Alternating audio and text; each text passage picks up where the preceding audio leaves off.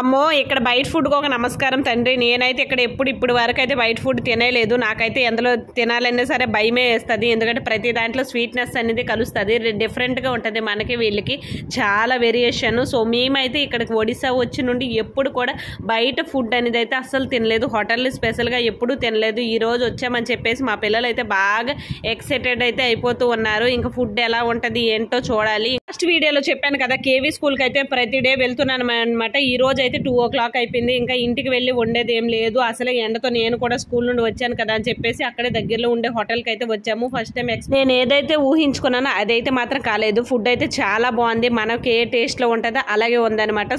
South Indian thali వచ్చేసి 120 rupees. అందులోనికి egg curry, పప్పు, ఆలు ఫ్రై, కాకరకాయ ఫ్రై కూడా ఇచ్చారనమాట. చాలా బాగుంది. దాంతోపాటు ఒక అప్పడం కూడా. మా పిల్లలు ఇద్దరైతే నూడిల్స్ తీసుకుని అయితే తిన్నారు. ఇలా ఫైనల్గా తిండంతా అయ్యింది. బయటకు వచ్చేసరికి చాలా హాట్గా ఉంది.